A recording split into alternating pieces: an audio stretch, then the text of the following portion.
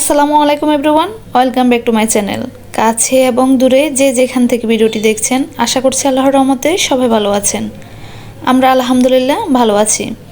শুরু করলাম নতুন আরেকটি ব্লগ। এটাও ছিল আমার সিলেটের ব্লগ। তো আমরা সকাল সকাল বেরিয়ে পড়লাম। আশা করছি আজকের ভিডিওটা আপনাদের ভালো লাগবে। তো ভালো লাগলে একটা লাইক দিয়ে দেখা শুরু করবেন। তো আমরা চলে আসলাম ওসমানী আন্তর্জাতিক বিমানবন্দরে। তো গাইস, এখন দেখতে পারবেন আমি বিদেশে চলে যাচ্ছি। তো আমি কোথায় যাচ্ছি অবশ্যই সেটা জানার জন্য আমার সাথে থাকতে হবে পুরো ভিডিও জুড়ে। তো আপনারা কি বিশ্বাস করতেছেন না আমি বিদেশ চলে যাচ্ছি, বিদেশে। সেই জন্য আমি ওসমানী আন্তর্জাতিক বিমানবন্দর সিলেটে চলে আসছি। তো এখন আমরা ভিতরে প্রবেশ করব, এয়ারপোর্টের ভিতরে আর কি। আমাদের চেক ইন চলতেছে। তো আমরা চেকিং করে তারপর ভিতরে যাব। তো এত তাড়াতাড়ি আমার এত বড় স্বপ্ন পূরণ হয়ে যাবে আমি হয়তো কখনো কল্পনা করতে পারিনি। তো আল্লাহ তাআলার অশেষ রহমতে স্বপ্নটা পূরণ হয়ে গেল। এই স্বপ্ন পূরণের পিছনে কিন্তু যাকে এখন স্ক্রিনে দেখতে পাচ্ছেন কালো ব্লেজার পরা হারুন ভাই, তার অবদানটা কিন্তু সবচাইতে বেশি ছিল। ভাই আমাদের সিলেটে ঘুরতে আসা, তারপরে এভাবে স্বপ্ন পূরণ করা, এগুলো কিন্তু প্ল্যানটা ভাইয়ারই ছিল। তো যাই হোক, আলহামদুলিল্লাহ চেকিং শেষ, আমরা ভিতরে ঢুকে যাচ্ছি। তো ভাইয়াকে অসংখ্য অসংখ্য ধন্যবাদ। এই তো আমাদের বোর্ডিং পাস হয়ে গেছে। ইনশাল্লাহ আমরা আমাদের মূল গন্তব্যস্থলে পৌঁছে যাব একটু পরে। এই যে আমাদের পরিবারের টিকিটগুলা, যার যার টিকিট কিন্তু আলাদা ছিল, তো আমাদেরগুলো আমরা হাতে নিয়ে রাখছি আর কি। ছোটবেলা থেকে আমি স্বপ্ন দেখতাম যদি কখনো বিদেশ চলে যেতে পারতাম। আসলে স্বপ্ন দেখতে কিন্তু কোনো বাধা নেই, স্বপ্ন দেখতেই পারেন। জানি না মহান রাব্বুল আলামিন কার ভাগ্যে কি লিখে রেখেছে, সেটা তো তিনি নির্ধারণ করে রাখবে। শুধু আমার ক্ষেত্রে না, সবার ক্ষেত্রে নতুন নতুন কিছু যখন ফিলিংস হয় তখন কিন্তু অনুভূতিটা অন্যরকম থাকে। তো এটা কি শুধু আমার ক্ষেত্রে হয়েছে না আপনাদের ক্ষেত্রেও? কোনো কাজ করতে গেলেও প্রথম অনুভূতিটা কিন্তু অন্যরকম থাকে। তো সেই ক্ষেত্রে আমারও আজকের অনুভূতিটা খুবই অন্যরকম ছিল। ও আচ্ছা, তারিখটা তো বলতেই ভুলে গিয়েছিলাম, এটা ছিল জানুয়ারি মাসের 31 তারিখে। এই তো তখন বাজে দুপুর 12টা 30 মিনিট। আমাদের বিমান চলে এসেছে, আমরা আস্তে আস্তে রওনা দিচ্ছি। আর এটা সিলেট বিমানবন্দর। আর কি আজকে অনেক কুয়াশা পড়তেছে, চারিদিকে শুধু কুয়াশা আর কুয়াশা। হালকা বৃষ্টিও পড়েছে যখন আমরা এয়ারপোর্টে চলে আসলাম। এই বাসগুলো দিয়ে সবাইকে আনা নেওয়া করে বিমান পর্যন্ত। তো আমরা হেঁটে হেঁটে চলে যাচ্ছি, কারণ আমাদের কাছে ব্যাগপত্র নেই, সবগুলো দিয়ে দেওয়া হয়েছে।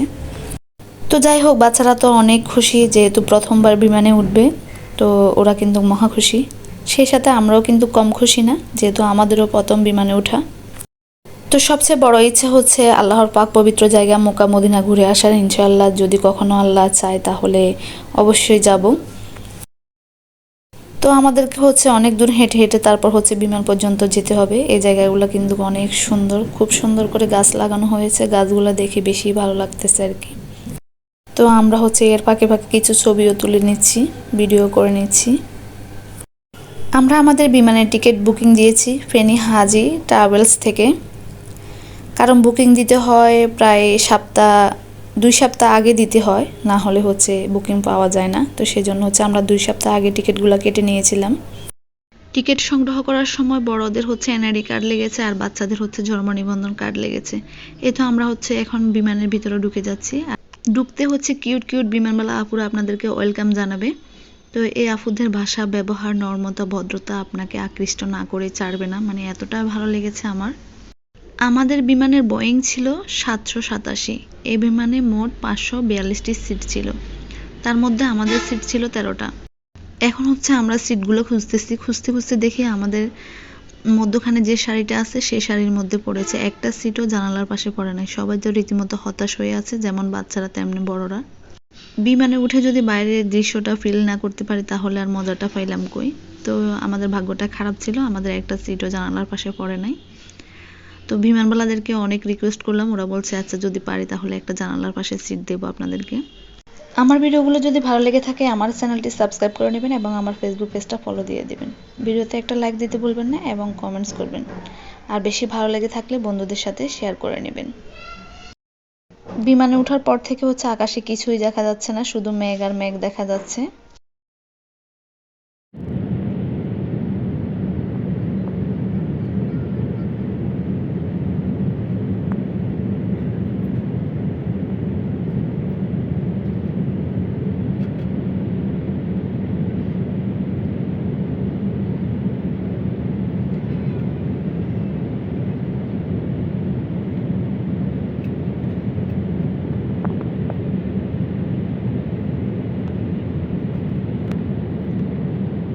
তো যাই হোক এক জায়গাতে এসে একটু রোদের দেখা মিলল, তো সেদিকে হচ্ছে জানালার পাশে সাপির গিয়ে একটু ভিডিও করে নিয়ে এসেছে, তো সেই জন্য আপনাদের সাথে একটু শেয়ার করতে পারলাম আর কি। যখন ভিডিওতে ভয়েস দিচ্ছিলাম তখন কিন্তু অন্যরকম ফিলিংস হচ্ছে, মনে হচ্ছে আবার যেন চলে যাই। তো গাইস, আপনারা কি আসলে মনে করেছেন আমি বিদেশ চলে যাচ্ছি? না, একদমই না, আপনাদের সাথে মজা করতেছি। আমরা হচ্ছে সিলেট থেকে ঢাকা যাচ্ছি। একটু মজা দেওয়ার জন্য হচ্ছে আপনাদের সাথে আমি একটু ফান করলাম আর কি। এই তো হচ্ছে বিমানবালারা আমাদেরকে এখানে কিছু নাস্তা দিয়েছে, একটা পানির বোতল দিয়েছে আর একটা চকলেট দিয়েছে। আলহামদুলিল্লাহ আমরা হচ্ছে ঢাকাতে চলে আসলাম, হযরত শাহজালাল আন্তর্জাতিক বিমানবন্দর। এই তো এখন হচ্ছে আমরা সবাই নেমে যাব। আর বাইরের দৃশ্যটা দেখুন, একদম কুয়াশায় ঘেরা ছিল। বিমানে ওঠা আমার অনুভূতিটা কিন্তু এক অন্যরকম ছিল, তো সেই জন্য সেই অনুভূতিটা ধরে রাখার জন্য আমাকে আজকে এই ভিডিওটা করা। তো অবশ্যই আপনারাও একটা কমেন্টস করে জানাবেন আপনাদের কেমন লেগেছে। সিলেট থেকে ঢাকা আসতে আমাদের সময় লেগেছে মাত্র 20 মিনিট, 20 মিনিট হয় 25 মিনিট এরকম, কিন্তু সময়টা কখন যে পার হয়ে গেল আমরা একদমই বুঝতে পারিনি। মনে হচ্ছে 2 মিনিটের মধ্যে চলে আসলাম ঢাকাতে।